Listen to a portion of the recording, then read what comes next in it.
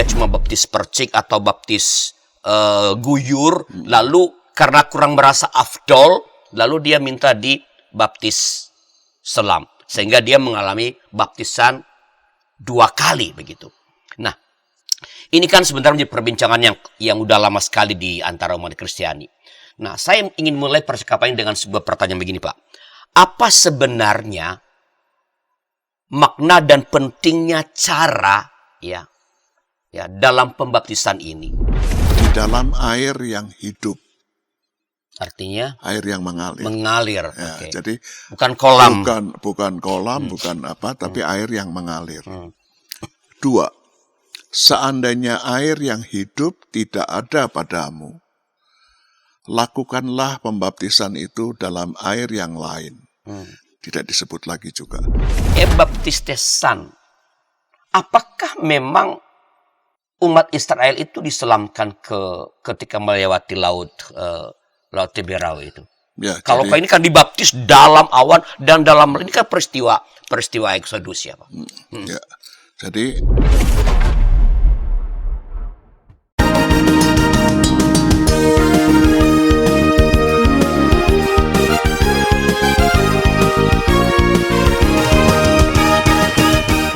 Sahabat DKB, kita kembali berjumpa dalam acara Gema Kasih Indonesia, sebuah program yang membincangkan perkembangan pemikiran teologi atau ajaran-ajaran gereja atau persoalan-persoalan sehari-hari ya yang kita alami yang dilihat dari perspektif iman Kristiani. Saya Pendeta Rusla Rosa sebagai pemandu percakapan kita. Kali ini kita akan bicara tentang salah satu hal penting di dalam kehidupan kekristenan, yaitu mengenai baptisan, ya, dengan judul baptisan percik atau selam. Dalam salah satu program lain dari YKB beberapa waktu yang lalu ada percakapan atau dialog yang sangat banyak, yang sangat ramai dari para sahabat YKB tentang perdebatan atau percakapan tentang baptisan ini, percik atau selam. Itulah sebabnya kami kali ini memperbincangkan ini supaya kita mendapat penjelasan yang lebih memadai tentang pokok ini. Dan untuk mempercakapkan ini telah datang di studio narasumber kita Bapak Pendeta Samuel Santos. Selamat datang Pak Sam. Terima kasih. Apa kabar Pak? Baik. Baik ya. Nih, Pak Pendeta Sam ini adalah pendeta GKI yang sekarang itu terakhir melayani di GKI Kedoya. Tapi beliau ini satu dari sedikit sekali atau jangan hanya satu-satunya pendeta GKI yang pernah melayani di 3 sinode wilayah. Di Jawa Timur pernah di Tulungagung, di Jawa Tengah pernah di Magelang dan Purworejo, dan sekarang di GKI Kedoya. Ini menyimbolkan apa ini, Pak? Makhluk langka. Yang harus dilestarikan. Saya satu-satunya pendeta GKI sekarang.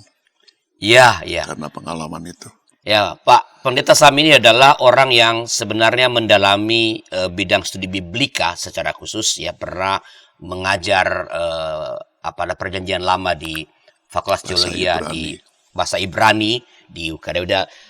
Walaupun dia mengajar perjanjian lama bahasa Ibrani, tapi bahasa Indonesia juga sangat keren dibandingkan dengan angkatan-angkatan kami yang sesudahnya ini. Gitu ya. Nah, Pak Pendeta, ini kan ada kan aneka cara baptis ya. Ada yang selam, ada yang percip, ada yang kucur, ada yang macam-macam lah ya.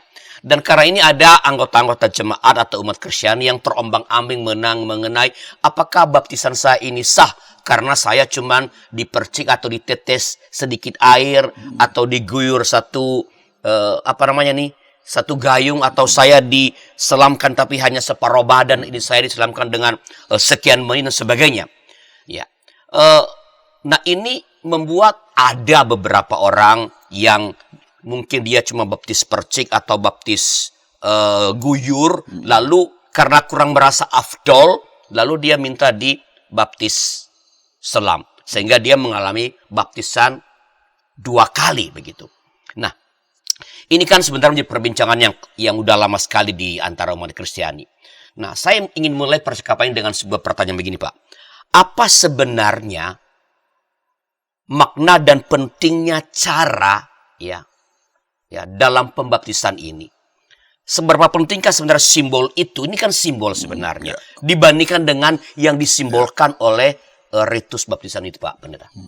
Jadi kalau Pak Arli pernah ke Israel, lalu pergi ke Yardenit itu, ke Sungai Yordan, lalu kan kepada kita ditawarkan mau dibaptis di sana juga.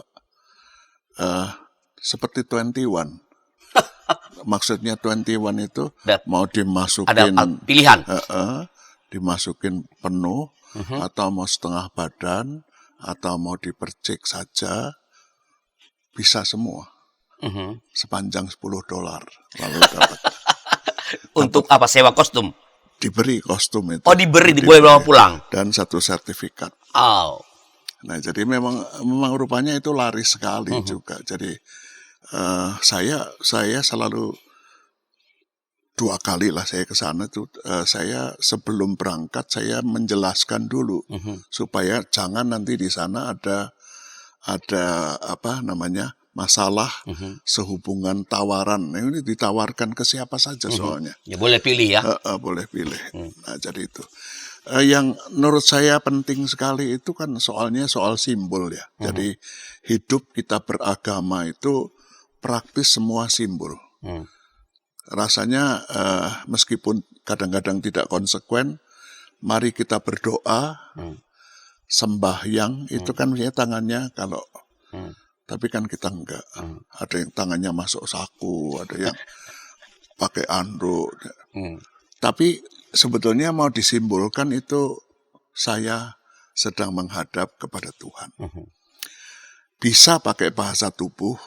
Jadi kalau kita buat teman-teman yang Katolik, waktu masuk ke ruang ibadah, lalu berlutut, pakai air suci dulu, lalu berlutut pakai, semua simbolik. Semua ada disimbolkan juga. Kalau di gereja kita, pada waktu prosesi masuk, Alkitab dibawa, ini kan simbol sebetulnya. Tuhan sekarang hadir, menerima umatnya datang berbakti. Tapi Alkitabnya sendiri bukan Tuhan itu. Dia simbol, mau melambangkan sesuatu. Nah, jadi memang dalam hidup kita beragama apapun juga, simbol memang punya makna. Tapi memang menurut saya kudunya jauh lebih bermakna yang mau disimbolkan itu apa. Sebab simbol, perlambang itu selalu merefer ke yang sesuatu atau siapa yang disimbolkan. Jadi bukan yang paling penting, bukan. Mobil, saya nggak tahu mereknya mobil presiden kita apa. RI 1, lalu ada bendera merah putih. Sama Pak Presiden, rasanya jauh lebih penting Pak Presidennya daripada mobilnya. Jadi rasanya itu sederhana dan sangat umum. Bukan hanya di dunia agama, tetapi juga di dunia yang profan. Yang disimbolkan itu selalu jauh lebih penting. Nah, memang sering terjadi kontroversinya kan di situ. Perdebatannya itu di situ. Sebab orang suka mengatakan baptisannya jauh lebih penting daripada, atau ya begitu itu. Jadi simbolnya itu dianggap jauh lebih penting. Nah, seringkali itu kelihatan anggota GKI. Waktu di GKI dibaptis percik, ya dia menerima, nggak apa-apa. Interaksi dengan teman-teman, dia sakit, cancer, lalu teman-temannya bilang, oh kamu baptisnya dipercik sih. Jadi kamu mesti diselam. Dia ikut temannya dibaptis selam. Kemudian datanglah seorang pendeta dari Amerika terkenal di Surabaya, yang terkenal penyembuhan segala. Dia dibawa ke sana. Bukan untuk dibaptis, sebenarnya cari pengobatan alternatif sebetulnya ya.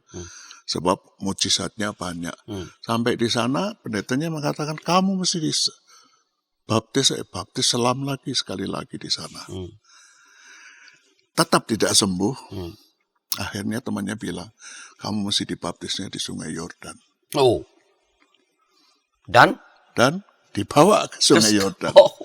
meskipun akhirnya juga wafat. Mhm. Jadi cerita ini bukan cerita saya karang, tapi ini cerita benerannya.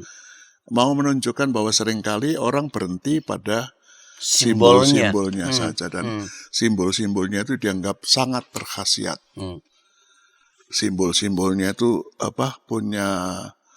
punya makna yang magis, mistis, yang bisa membuat sesuatu, apapun pemahamannya, tidak terlalu penting. Nah, jadi rasanya kalau kita bicara tentang baptisan, yang pertama kali kita harus memahami apa sih yang Disimbolkan disimbolkan oleh baptisan. tadi. Lepas dari nanti caranya ya, mau dipercik, mau diselam, setengah badan atau seluruh badan, nyelup kaki atau nyelup seluruh tubuh, itu bisa saja semua terjadi. Tetapi apa sih yang disimbolkan? Nah, kalau bagi saya, ya saya berada pada posisi sebagai pendeta Protestan, pendeta GKI. Ya. Baptisan kudus itu adalah simbolum et sigillum, simbol, perlambang, tapi juga meterai. Apa sih yang mau dilambangkan dan dimeteraikan? Itu melambangkan Allah yang mengasihi manusia, yang memeteraikan janji-janji kasih itu, yang di dalam Injil dilakukan melalui pengorbanan Yesus Kristus. Dan oleh karena itu, kita orang beriman mendapat pengakuan dosa, pengampunan dosa dan hidup yang kekal. Jadi yang mau disimbolkan dan dimeteraikan itu pemahaman teologis yang semacam ini.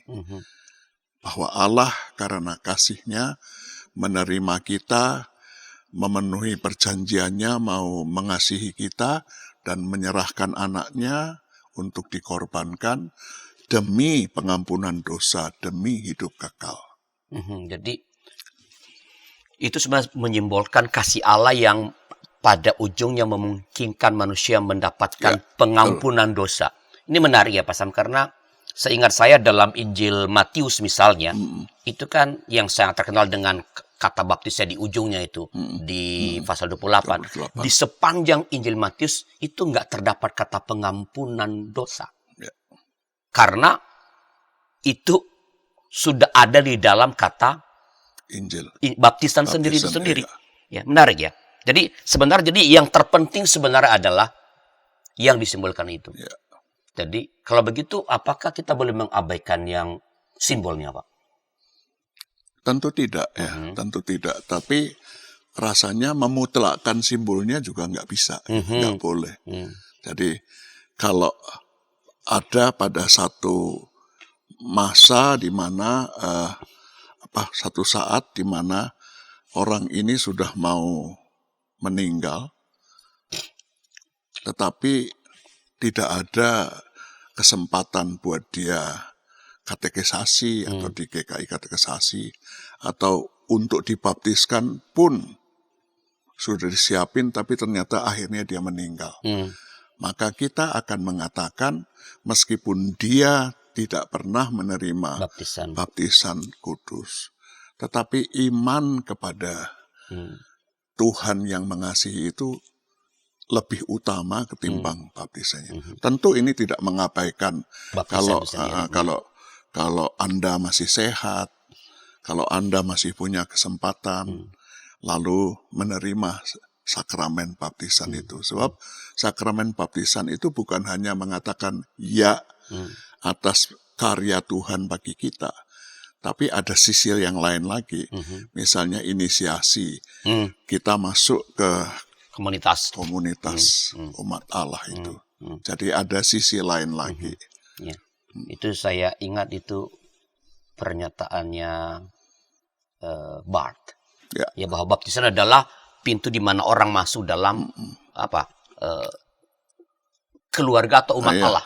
Jadi itu simbolik kita sekarang masuk jadi satu. Nah rasanya kalau di gereja kita di GKI itu bukan hanya mau baptisnya ya, tetapi pada waktu mau baptis ada aprobasi itu kepada kepada umat. umat ya. Jadi ini akan ada orang yang akan menerima sakramen baptis, mau mengaku percaya. Dan itu nanti akan disatukan dengan kita. Nah, karena itu sambutan kita atau pendapat kita dimintakan terhadap dia yang akan menerima itu. Jadi, karena ia menjadi bagian dari komunitas. Jadi itu inisiasi ya. Karena itu orang suka ngomong, Pak Sam yang mau mengaku percaya itu saya.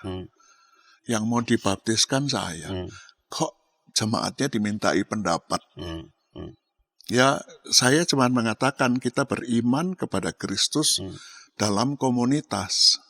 Dan baptisan itu menjadi pintu masuk kita ke lambang, pintu masuk kita ke komunitas itu. Dalam keluarga.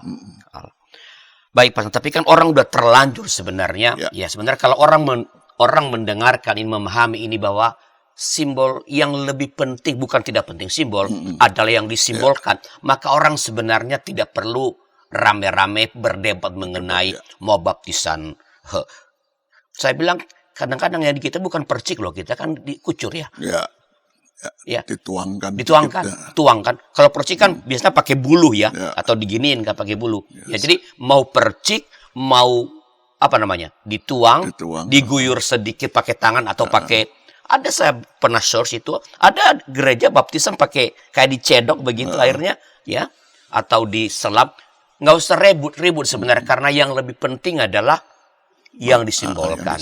Ya, laksanakanlah simbolnya itu sesuai dengan tradisi dari gereja masing-masing. Tapi kan udah kadang orang repot, karena menurut kami, saya menduga ya Pak Sam, karena dulu di Alkitab ini, LAI zaman dulu itu di belakang ada kamus tuh. Dan tahun berapa itu, edisi berapa itu memang ada itu bahwa baptiso itu artinya diselamkan dan tidak ada penjelasan yang lain. Nah, karena itu saya ingin kita bercakap tentang kata baptis ini sebenarnya dalam bahasa Yunani, tapi setelah beberapa informasi berikut ini.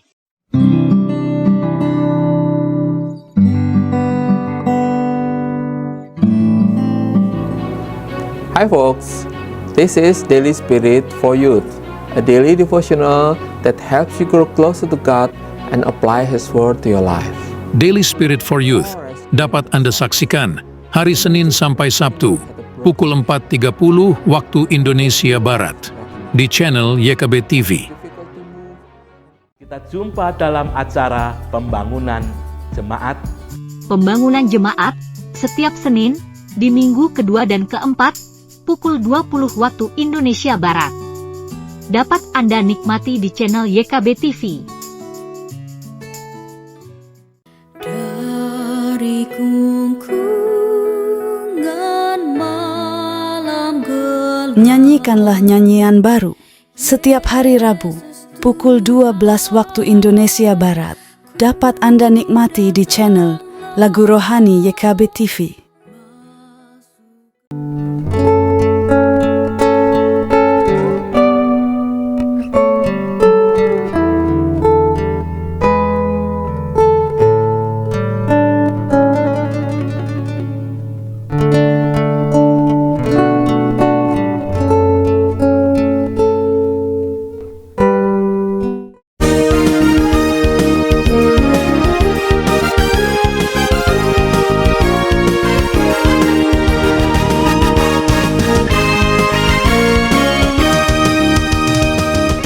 Terima kasih masih bersama kami dalam acara Gema Kasih Indonesia bersama saya Pendeta Aris Larus, membangun percakapan kita, dan narasumber kita Bapak Pendeta Samuel Santoso. Kita membahas tema baptis, percik atau selam. Nah, Pak Pendeta, tadi kan di ujung segmen pertama saya menitipkan pertanyaan tentang makna kata. Ya. Dalam Alkitab, ya, ada paling tidak ada 4 kata yang oleh Lembaga Alkitab Indonesia diterjemahkan dengan baptis, yaitu kata baptiso, bapto, baptismos, dan baptisontai. Nah, bisakah diberi penjelasan Pak Pendeta tentang apa sih arti dari dari kata ini? Baptiso itu berasal dari kata bapto sebetulnya. Kata dasarnya. Kata dasarnya itu bapto. Dan kata bapto itu memang bisa punya arti kata yang sempit, mencelupkan. Tetapi kalau kita perhatikan etimologi kata, lalu makna kata, ternyata kata bapto yang kemudian menjadi baptiso itu, baptisontai, segala kan bentukan jadi kata kerja ya. Kata baptiso itu punya beberapa arti. Yang pertama mencelupkan. Mencelupkan seperti pakai kita ambil teh celup aja. Oke. Itu paling gampang rasanya ya, memasukkan ke air. To dip kalau bahasa Inggris, atau menenggelamkan, to immerse. Jadi membayangkan batu itu masuk seluruhnya ke dalam air. Okay. Terus bisa juga mencuci, to wash. Jadi kalau kita rupanya kata baptiso ini sebetulnya tadinya bukan kata yang spesial untuk perkara rohani begitu, tetapi juga kata sehari-hari, karena itu dipakai di Lukas 11 ayat 35, kata baptiso juga mencuci. Ya seperti kalau kita mencuci piring atau itu dipakai kata baptiso, atau membersihkan, mungkin lebih tepat lagi mandi ya, kalau kita ya, atau membasuh muka, itu to clean. Jadi Markus 7 ayat 4 itu tidak membayangkan lalu semua perabot itu dicelupkan ke, seperti kalau kita mencuci perabot rumah tangga kita. Ada barangkali yang mesti dicelupkan semua, tetapi sebagian besar barangkali lebih banyak yang kucuran. Dikucurkan lalu dilap, atau kadang-kadang pakai lap yang basah aja, nggak usah. Jadi yang penting itu kelihatan pakai media air. Ya sekarang lebih beragam lagi ya, sebabkan kalau perabot rumah tangga kita kan yang model ini, jenis ini harus pakainya cairan tertentu, nggak bisa air.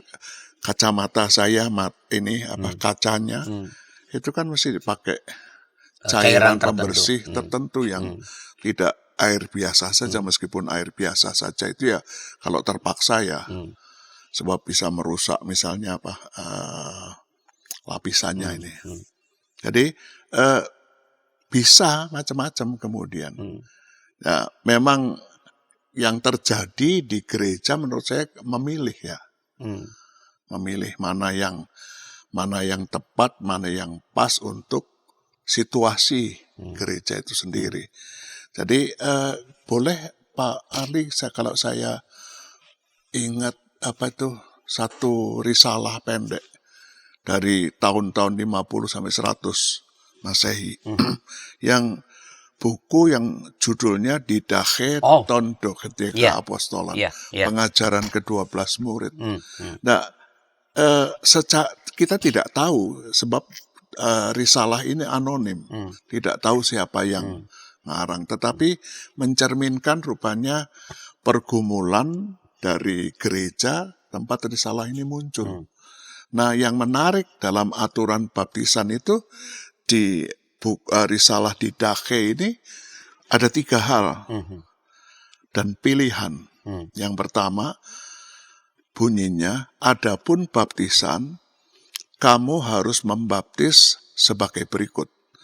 Setelah segala sesuatu diberitahukan, maka kamu harus melakukan pembaptisan demi nama Bapa, Anak, dan Roh Kudus yang sampai sekarang kita pegang ya.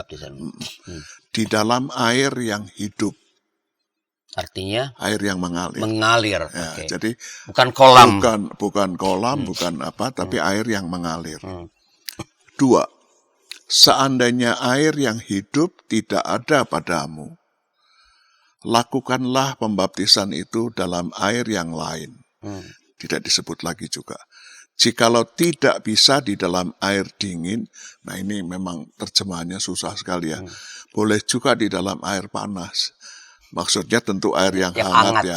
Sebab situasi yang dingin kan nggak memungkinkan juga orang pakai air dingin. Harus yang hangat. Dan yang ketiga, kalau juga air panas itu, air hangat itu tidak ada, curahkanlah ke atas kepala orang yang dibaptiskan itu 3 kali. Demi nama Bapa, Anak, dan Roh Kudus. Jadi rupanya tekanannya penting itu pada demi nama Bapa, Anak, dan Roh Kudus. Kalau ada air mengalir ya silahkan. Kalau enggak ada cuaca atau di daerah dingin ya enggak usah pakai air dingin, tapi pakai air yang hangat. Atau yang ketiga, kalau memang juga enggak ada ya yang yang disebut dipercikkan itu kita sudah kadung salah pakai ya, air yang dituangkan sedikit di kepala kita. Dalam nama Bapa, Anak, dan Roh Kudus. Jadi yang terpenting itu kan sebenarnya yang terakhir dalam nama Bapa. Dibaptiskan dalam nama Bapa, Anak, dan Roh Kudus. Saya mungkin ya ini catatan dari Daki ini catatan tertua yang kita punya tentang penjelasan mengenai cara baptis. Ya. Dan ini ada dalam bahasa Indonesia bukunya, sudah diterjemahkan dalam bahasa Indonesia. Jadi para sahabat kalau mau mencari ini ada ya. Ini moga-moga di PPK Gunung Mulia masih ada. Ya, bagi mereka yang belajar teologi tentu buku ini pasti ada di rumah masing-masing karena ini yang menjadi salah satu bacaan salah kita. Satu informasi penting. Nah, tadi kan Pak Pendeta Sam sudah menyinggung Markus 7 ayat 4. Ya. Saya ingin mempercakapkan karena apa? Karena kan orang mengatakan tadi ya, orang-orang ini masuk umat ya, yang awam, yang tidak mengerti, atau mereka yang mengaku diri memahami, tapi sebenarnya nggak belajar teologi juga, apalagi belajar bahasa Yunani, ya enggak. Jadi kan dalam Markus 7 ayat 4 tadi itu ada 2 kata baptis yang dipakai tuh, kalau ya. Yang pertama adalah kata, ya kalau pakai Alkitab berbahasa baptisontai, yang diterjemahkan oleh LI menjadi membasuh, ya. Kemudian kata baptismus yang oleh LI diterjemahkan dengan mencuci. Yang pertama berkaitan dengan diri, kalau makan itu membasuh dirinya, ya. Yang kedua itu mencuci cawan. Jadi cawan juga dibaptis, ya. Nah, apakah memang ini pertama? Apakah memang masyarakat Yahudi itu kalau mencuci cawan itu, ini kan Pak Pendeta kan orang perjanjian lama nih, atau kendi dan perkakas yang terbuat dari perunggu itu memang diselam kan Pak Pendeta? Jadi yang jelas yang kita mesti paham adalah bahwa seluruh kehidupan umat Allah perjanjian lama itu maunya semua bersih. Jadi bukan hanya orangnya bersih, tetapi semua yang dilakukan, semua kegiatan sehari-hari itu juga mesti bersih. Jadi menurut saya sih itu positif sekali ya. Budaya bersih itu bukan hanya budaya karena budaya higienis, tetapi juga budaya higienis itu mau melambangkan sesuatu. Jadi tetap aja ini bersihnya melambangkan sesuatu ya. Tapi ya itu lagi tadi, memang kata yang dipakai di bilangan misalnya itu kata tabal atau nazah. Dan tabal atau nazah itu persis sama seperti baptiso tadi. To dip, to immerse. Jadi ada yang dicelupkan di air, ada yang cuma dibasuh begitu. Tapi semuanya mau melambangkan, bahkan pada kegiatan kita yang paling elementer sekalipun, kebersihan itu menjadi penting. Jadi memang menurut saya kalau lihat begitu, yang paling penting bersihnya ini kan ya. Bukan soal bagaimana caranya dicuci. Bagaimana caranya mau dimasukkan di kalau kita punya baskom sekarang tidak selalu begitu kan. Jadi punya pengertian banyak sekali. Nah, saya ingin apa membaca atau kan tadi Pak Pendeta udah menyinggung tentang bilangan ya, bilangan 19 ayat 18 ya. Kemudian seorang yang tahir haruslah mengambil hisop. Hisop itu apa sih Pak? Barangkali yang paling enak untuk kita, yang menolong kita tuh kalau kita lihat ritus di gereja Katolik ya. Pada waktu seorang imam memercikkan air suci. Nah itu dulunya dibuat dari tanaman yang semacam spons gitu. Yang kemudian dicelup, tanamannya itu bisa menyerap air lalu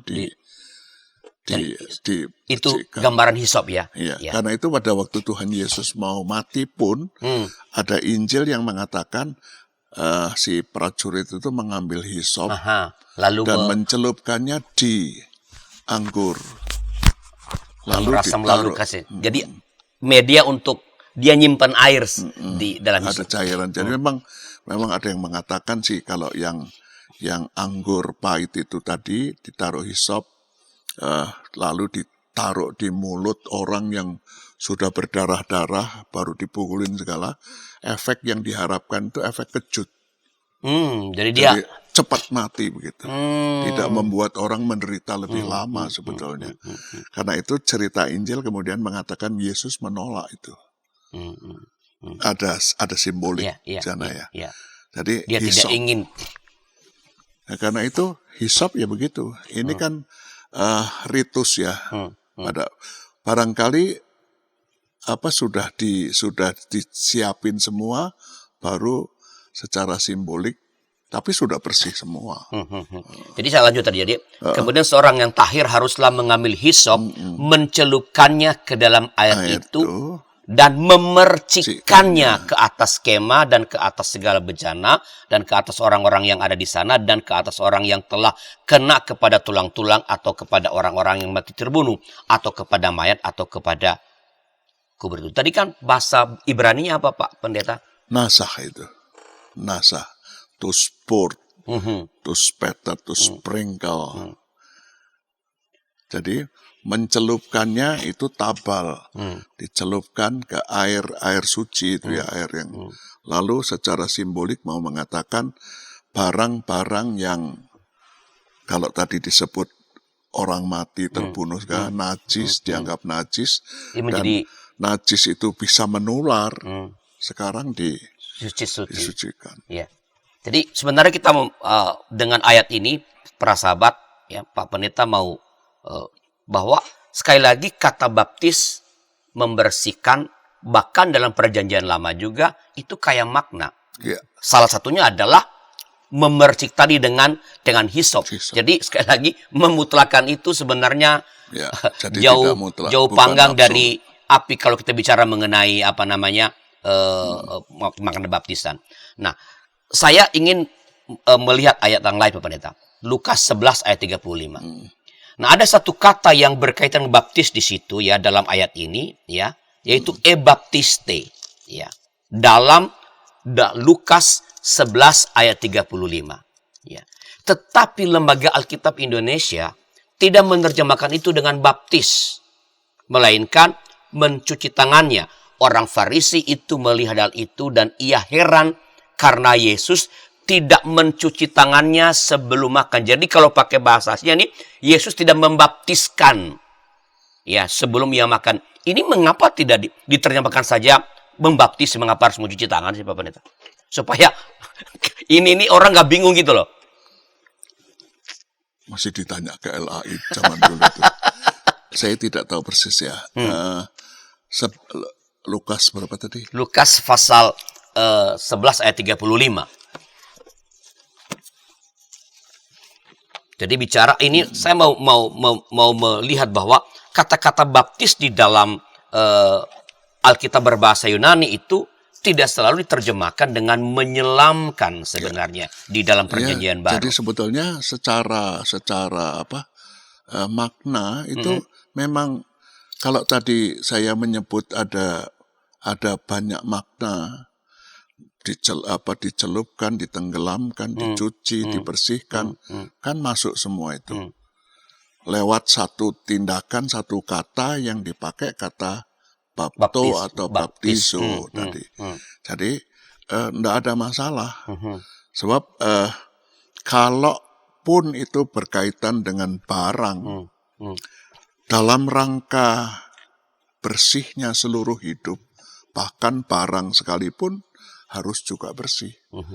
Karena itu budaya bersih jadi budaya yang punya nilai iman kalau begitu. Nilai religius Iya, ya. Iya. nilai Jadi iman. bersih itu kalau ada kan bersih itu bagian dari iman itu sangat teologis Ya, pernyataan sangat itu. teologis Iya. ya.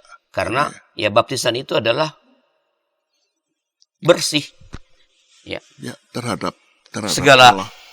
Nah, Ya, jadi memang ada yang bagian lain yang yang menerjemahkannya bukan hanya yang bendawi material jadi bersih, tetapi juga mencelupkan itu ada kata baptiso itu juga ada pengertian yang kemudian melekat pada orang tadi, pada barang tadi. perubahan yang total.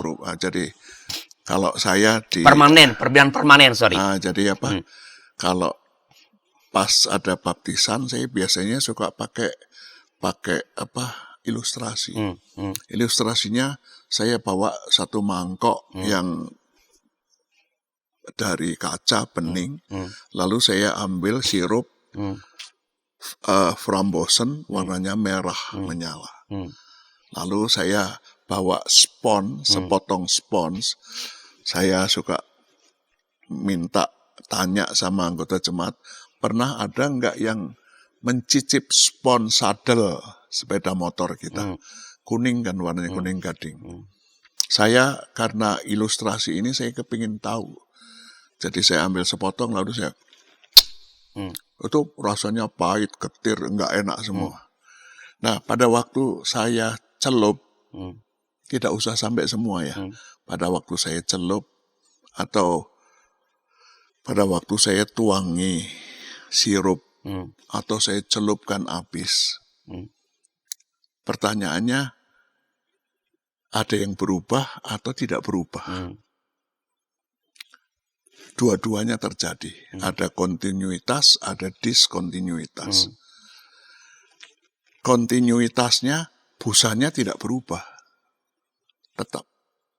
Tetapi diskontinuitasnya, warnanya berubah, bobotnya berubah, rasanya berubah. Nah, saya cuma mau menjelaskan, kalau kita dibaptis dalam nama Bapa, Anak, dan Roh Kudus, maka itu artinya saya dicelupkan dalam kehidupan yang ilahi tadi. Gimana saya harus berlaku seperti Bapa yang digambarkan di dalam Alkitab. Jadi itu akan, sehingga saya setelah menerima baptisan itu mengalami perubahan. Ya, Perubahan betul. permanen ya. Iya. Perubahan permanen. Itu kan salah satu yang terkandung dalam kata baptis. Baptiso, ya. Oke. Baik Pak Pendeta. Nah, saya nanti akan ingin menanyakan satu hal lagi mengenai terjemahan atau kata baptis di dalam perjanjian baru ini, tapi setelah beberapa informasi berikut ini.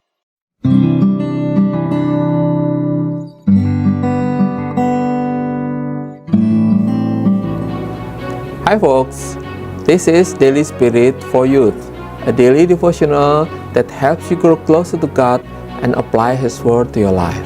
Daily Spirit for Youth dapat Anda saksikan hari Senin sampai Sabtu pukul 4.30 waktu Indonesia Barat di channel YKB TV.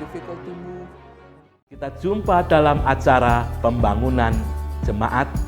Pembangunan jemaat setiap Senin di minggu kedua dan keempat pukul 20 waktu Indonesia Barat. Dapat Anda nikmati di channel YKB TV. Dari kungkungan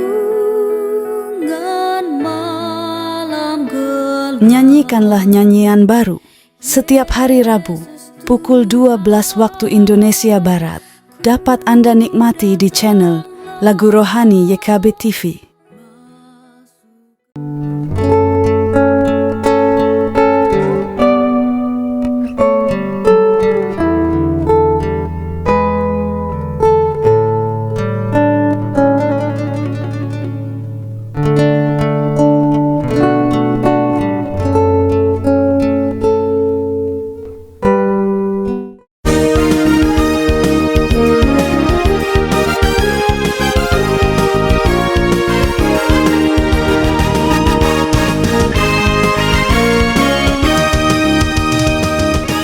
terima kasih masih bersama kami dalam acara Gema Kasih Indonesia dengan saya Pendeta Arlin Staros, pemandu percakapan kita, dan narasumber kita Bapak Pendeta Samuel Santoso. Kita bicara mengenai baptis, percik atau selam. Ya, ini segmen terakhir. Sila kalau para sahabat ada pertanyaan-pertanyaan silakan tulis di kolom komentar yang ada. Pak Pendeta, ini segmen terakhir. Jadi saya mau menanyakan kembali atau mengutip kembali satu teks perjanjian baru, yaitu 1 Korintus pasal 10 ayat 1 dan 2. Ya, saya bacakan ya. Kita baca dari terjemahan baru di TB2 ya. Ya. Saya bacakan. Ya. Aku mau saudara-saudara supaya kamu mengetahui bahwa nenek moyang kita semua berada di bawah perlindungan awan dan mereka semua telah melintasi laut. Untuk menjadi pengikut Musa, mereka semua telah dibaptis dalam awan dan dalam laut. Dibaptis dalam awan dan dalam laut. Kata dibaptis ini diterjemahkan oleh Eli dari kata ebaptistesan, ya. Ya, ini Mbak. Untuk tata bahasa. Ya, ini baca teks Yunani saya udah mulai rada susah juga nih. Ya, Pak Pendeta, ebaptistesan.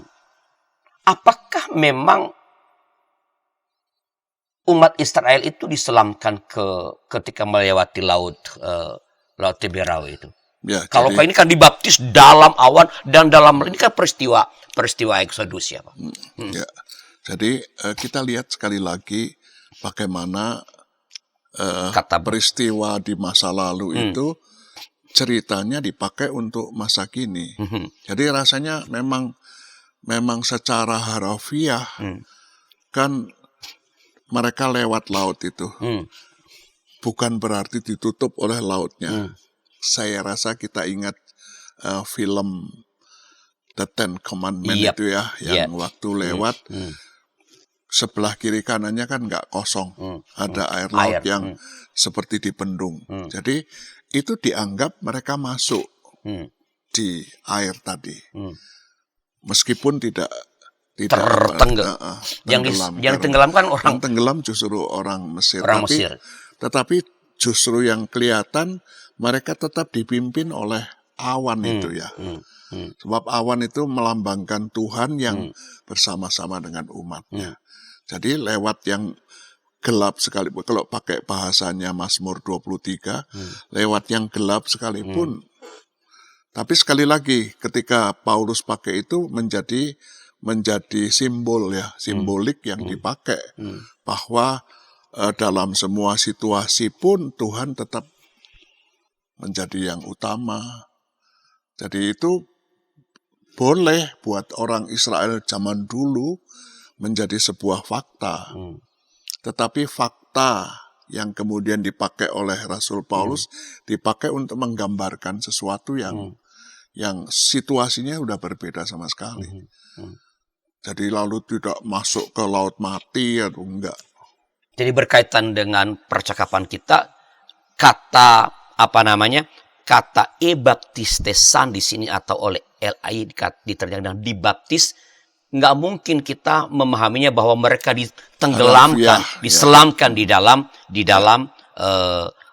laut itu. Ya, jadi ini sebenarnya adalah bahwa kata baptisan itu yang nggak selalu artinya harafiah diselamkan. Enggak. Ya, bisa diperciki, apalagi tadi dibersihkan, dicuci. Ya, jadi ada begitu banyak. Nah, saya kira Pak Pendeta udah cukup banyak ya Pak Pendeta menjelaskan tentang kata baptis yang sering menjadi kontroversi ya. Iya. Orang-orang yang dan umat kadang-kadang terombang-ambing. Nah, di bagian penutup ini apakah ada sebutlah semacam pesan pastoral dari Pak Pendeta gitu tentang umat yang masih suka atau senang dengan mempercakapkan, bukan memperdebatkan dan mengatakan entah yang benar itu adalah selam, entah yang benar itu adalah percik. Apa yang mau Pak Pendeta sampaikan? Jadi memang balik lagi kita mesti mengakui kenyataan itu bahwa baptisan dianggap penting sekali. Penting karena itu menjadi tanda bahwa orang percaya kepada Tuhan Yesus, bahwa orang berada sekarang di lingkungan umat Allah yang hidupnya terjamin. Nah, tetapi alih-alih perhatiannya kepada yang disimbolkan itu, orang masih terbawa oleh kebiasaan, tradisi lama masyarakat kita yang menunjukkan air itu keramat. Ada sisi mistiknya gitu ya. Anak saya yang jadi pendeta pernah ngomong begitu juga. Pak, aku dibaptis waktu kecil, aku kepingin sekali merasakan ini airnya ditaruh di kepala. Padahal dia sudah membaptis banyak sekali orang. Tapi ya itu, jadi lagi soal rasa, soal yang ya kita mengatakan sebetulnya itu lebih artifisial ketimbang makna ya. Jadi kalau tadi tekanan yang kedua soal makna, nah sesudah kamu dibaptis dalam nama Bapa, apakah bentuk cinta kasih dalam hidupmu seperti Bapa surgawi itu apa enggak? Kalau kamu dibaptis dalam nama anak, apakah sikap hidup, gaya hidup, perilaku, tutur kata seperti si anak ini sudah merasuki? Begitu juga dengan Roh Kudus. Apakah kita dipimpin oleh Roh terus? Samuelnya kan tetap Samuel pada waktu dibaptis. Betapapun hebatnya air baptisan itu kan Samuelnya tidak berubah kan. Mestinya kalau memang air itu berkhasiat, ya sayanya juga berubah, fisiknya juga kelihatan berubah ya. Tapi kan ini enggak sebetulnya. Tapi gaya hidup, semangat hidup itu yang kelihatan. Dan kalau disebut tiga-tiganya, kita suka paket komplit itu ya, baptisan itu. Ya semangat Sang Bapa, kasih Sang Bapa, lalu sikap karakter Sang Anak, itu yang kudunya muncul dalam hidup kita. Kan kita suka jengkel. Kamu tuh sudah dibaptis bolak-balik, tapi kok enggak berubah juga. Kita suka marah, lalu kita mengatakan inilah contohnya orang yang munafik ya. Nah jadi rasanya itu penting. Gereja-gereja Protestan memang mengikuti tradisi Calvin yang memercik saja. Tetapi gereja-gereja Protestan tidak menganggap salah atau sesat kelompok Kristen atau gereja Kristen lainnya yang melakukan praktek baptisan itu dengan menyelamkan atau mencelupkan atau yang. Jadi itu kelihatan ketika ada anggota gereja tertentu yang memang pegangannya baptisannya diselam, lalu pindah ke GKI, yang kita cuma nanya adalah kamu dibaptis dalam nama siapa? Bukan di mana kamu dibaptis. Dan oleh siapa? Dan oleh siapa enggak. Caranya bagaimana? Enggak. Jadi kita sudah mengatakan baptis sekali seumur hidup cukup. Yang tidak cukup adalah kalau kita tidak berubah.